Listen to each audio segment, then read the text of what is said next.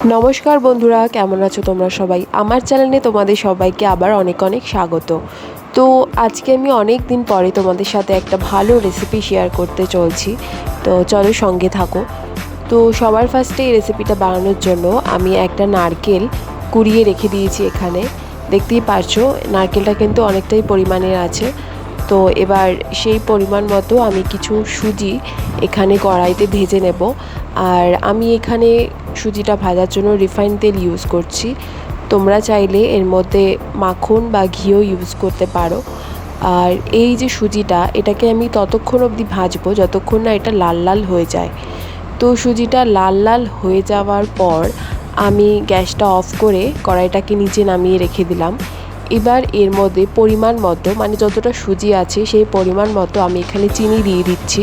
চিনিটাকেও আমি ভালো মতো এই সুজির সাথে মিক্সড করে দেবো। কিন্তু হ্যাঁ, তোমরা চাইলে সুজিটাকে বেটে দিতে পারো, কিন্তু আমি এটাকে বেটে দিইনি, আমি গোটা গোটাই দিয়েছি।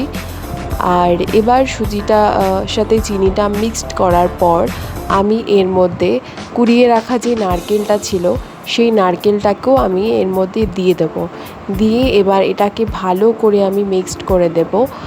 আর এমনভাবে মিক্সড করতে হবে যাতে প্রত্যেকটা ইনগ্রিডিয়েন্টস একে অপরের সাথে ভালো করে যাতে মিশে যায়, যাতে একটাও ছাড়া ছাড়া না থাকে।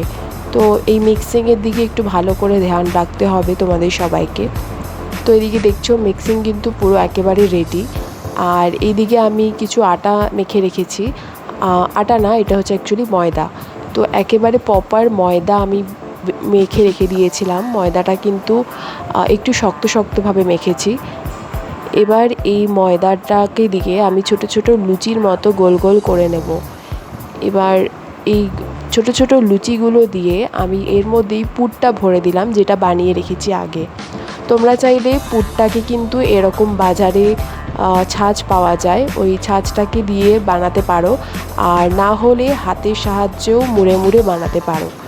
তো এইগুলো এবার আস্তে আস্তে আমি এরকম ছোট ছোট লুচি বানিয়ে এই যে মেশিনগুলো আছে এই মেশিনগুলোর দ্বারায় ভরে নেব। এই যে এবার দেখতেই পাচ্ছ, এই যে ঠিক এরকমই চাঁদের মতো দেখতে মেশিনটা। আরও অনেক ডিজাইনার পাওয়া যায়। তো ঠিক এরকম করে আমাদের গুজিয়াগুলোকে বা পিলুকিয়াগুলোকে আমরা বানিয়ে নিয়েছি। এবার এগুলোকে আমরা রিফাইন তেলে ভেজে নেব ভালো করে, লাল লাল করে। তো এই রেসিপিটা কিন্তু অনেকটাই ইজি। ইউপি বিহারের লোকেরা কিন্তু এটাকে খুব মজা নিয়ে খায়। আর এটা খেতে খুবই টেস্টি আর ক্রাঞ্চি হয়।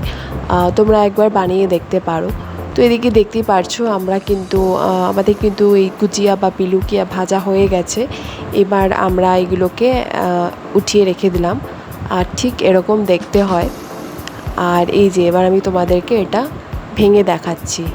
তো এটা খুবই ইজি পদ্ধতিতে বানানো হয় আর খুবই টেস্টি হয়। তো তোমরাও ট্রাই করে দেখো কেমন লাগলো তোমাদেরকে রেসিপিটা, আমাকে জানিও। তো চলো, বাই।